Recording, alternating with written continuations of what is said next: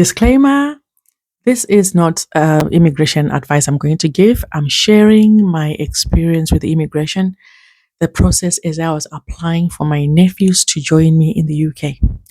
If you have any immigration issue, you need to consult an immigration lawyer or the immigration authorities. And always remember, the decision lies with the immigration, and every case is different depending with your circumstances. So what I'm sharing is my experience, okay? And it's not legal advice. Okay. So the journey of applying for my nephews to join me started in 2022. That is 2 weeks after my sister's death. That's when I started the process. So the first thing was to get a guardianship certificate, which took longer than expected because they gave me fake documents at first, and I could not apply even for a passport, for a children's passport. So they started the process again. I've done a video before. I think I'll link it up here or in the comment section. I had to start the process again, and it delayed the process.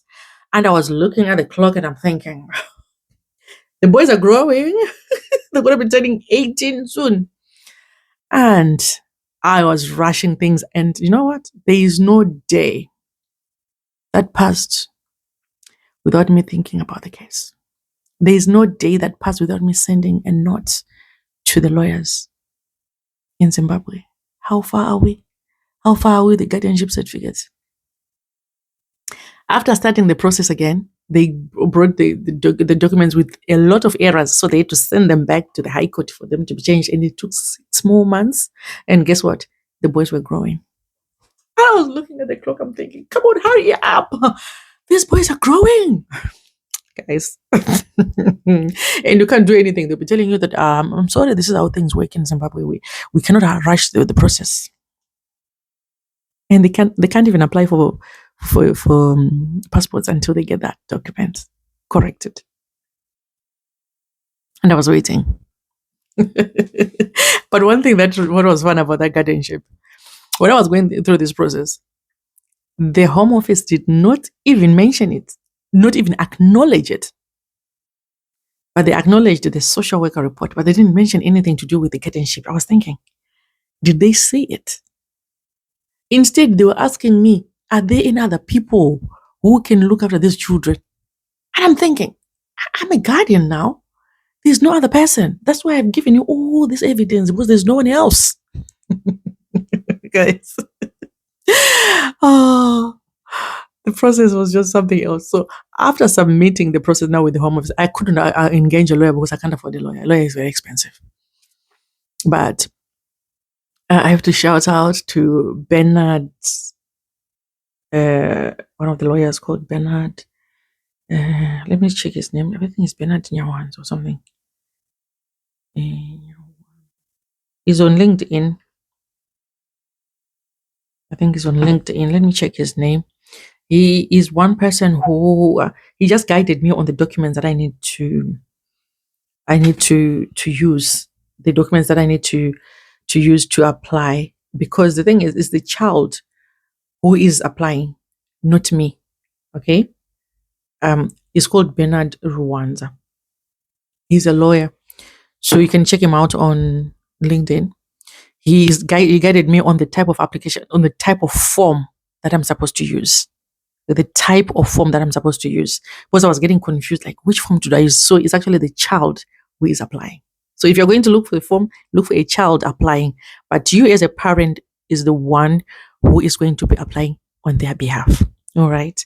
So let's give a good shout out to this guy. And he just mentioned a few things as well, which I took into consideration as I was doing my application. Okay. You know, as I told you that I couldn't afford a lawyer, so I had to do these things on my own. Right. So the children are the ones who are applying. And when the immigration is writing, they write to them.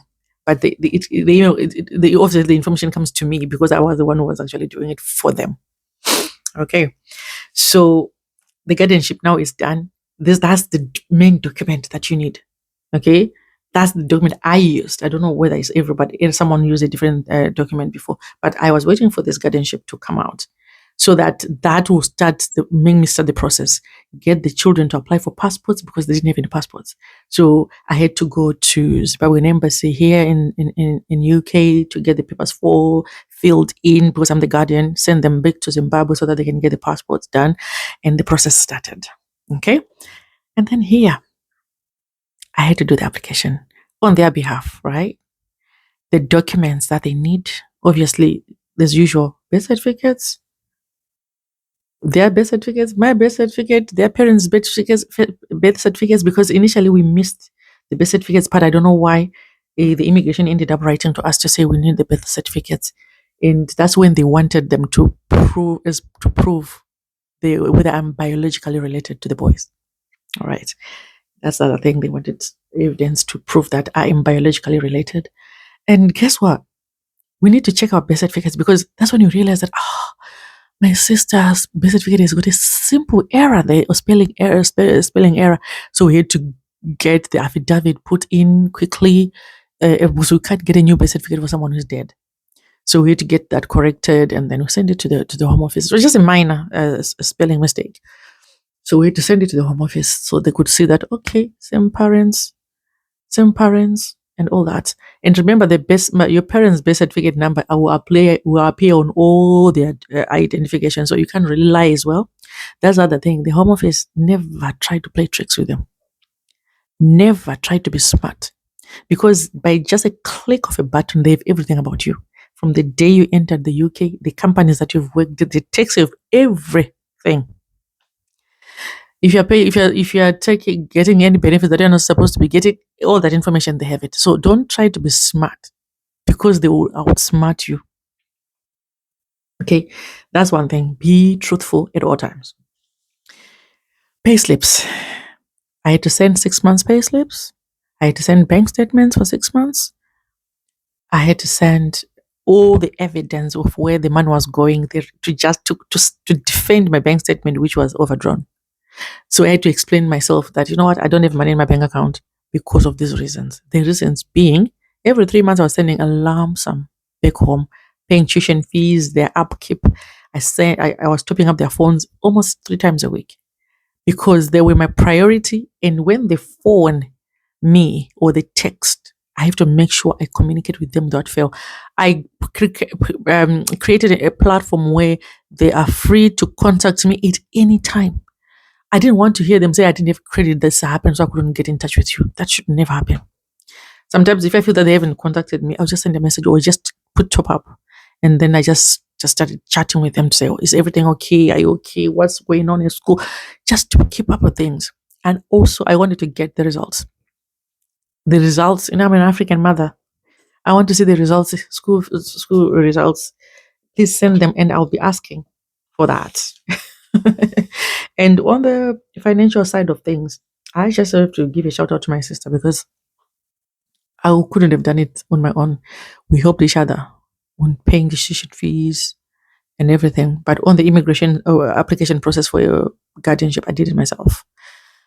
But we helped each other. So I also had to mention it in my supporting statement because the home office will see that some names were not being statement and they would wondering what's all this money is coming in. So I had to mention to them that, you know what, my sister is also helping me, because you can't try to be very smart and try to appear as if you got so much money, because they have your bank statement in front of them. So never try to say the things that are not correct. Just say the truth. My bank statement is overdrawn because of these reasons, and show the reasons. That's exactly what I did. Is overdrawn because of these reasons. Because I'm sending so much money every 3 months. I'm sending how many thousands? So if these children are here, this money is not going to be going to Africa because I'll be living with them. So I won't have any financial struggles anymore. So that's what again I did. So payslips, world remit, receipts, accommodation, evidence of accommodation, proof of if it's a mortgage, proof that you're paying your mortgage, and all that. Mortgage statements, they actually mentioned them. They want to see the mortgage statements that you're not in arrears, you're managing your finances okay. I also had to write a supporting statement. I've told you, supporting statement. Why do I need to stay with them? Why? And also the boys had to write also a letter to show the home office that they also want to be with me. So they had to write their own letter as well. A birth certificate, I've mentioned that my birth certificate, the boy's birth certificate, my sister's birth certificate, my mom or my dad's birth certificates, all that to prove that I am biologically related to these boys.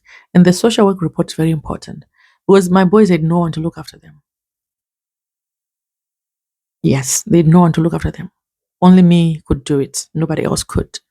So that's why I was so desperate for them to be here. And from time to time, I spoke to them and just to reassure them that, you know what, the immigration can deny you the visas, but it doesn't mean that I won't be able to look after you. I'll always be your parent. I'll also always be your mom.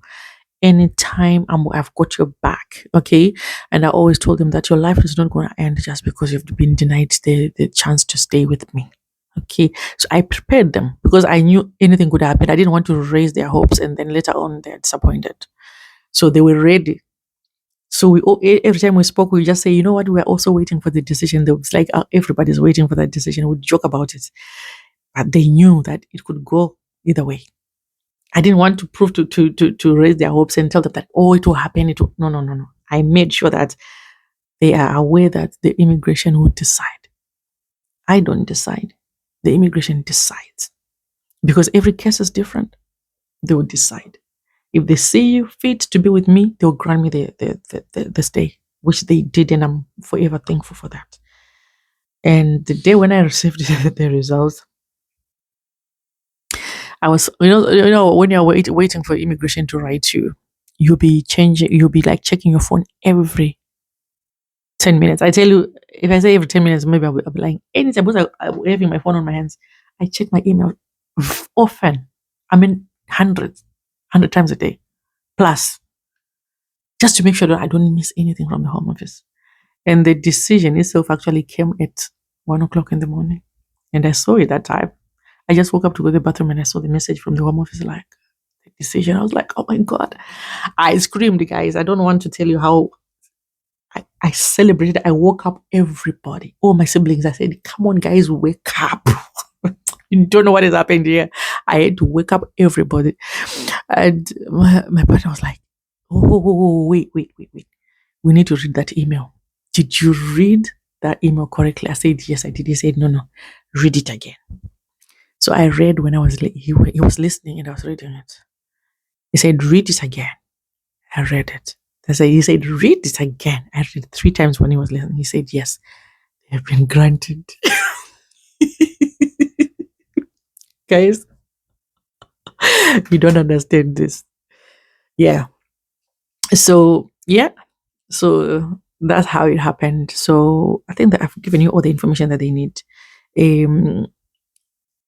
After I've submitted all my documents, I think I submitted hundreds and hundreds of documents of all these things I've mentioned: pay slips, world remit because I was sending money to Africa, school fees, receipts, accommodation, my own accommodation here, proof of mortgage statements, supporting statement for myself.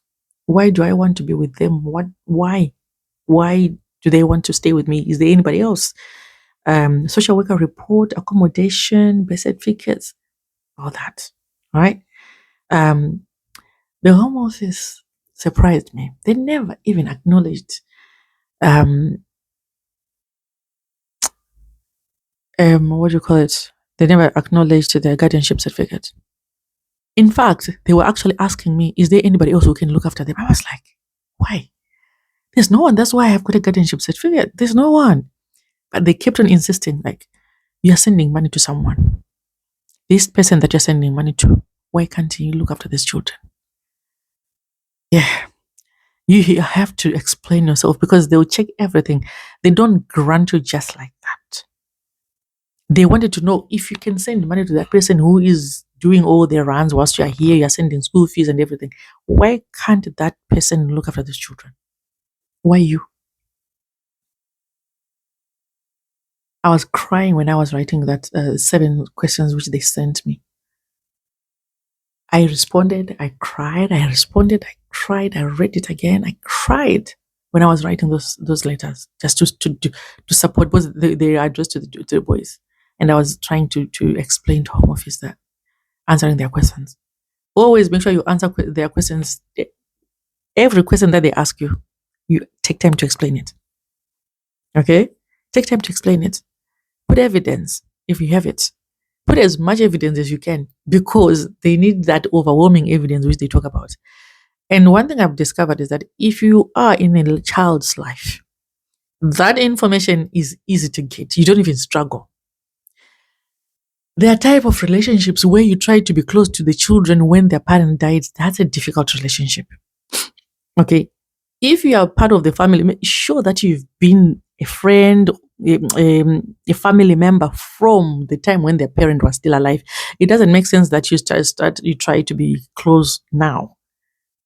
They'll ask you those questions.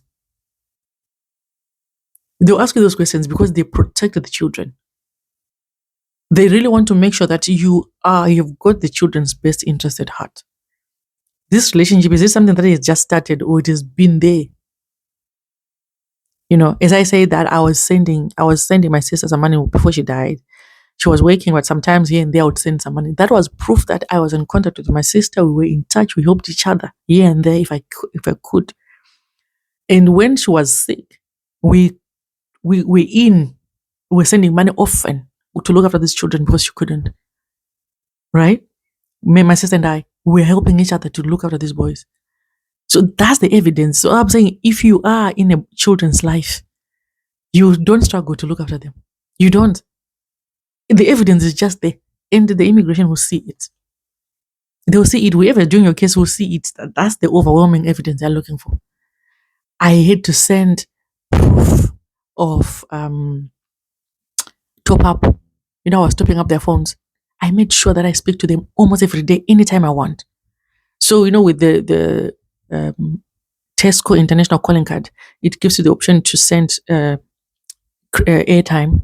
And that airtime is if this is a spot where if you click, it will show you on this day you send £1 to this person. So it really shows that like every 3 weeks, every week, sometimes I could send credit every single day. It shows, and I had to download that from the time when their mom was still alive and well up to present.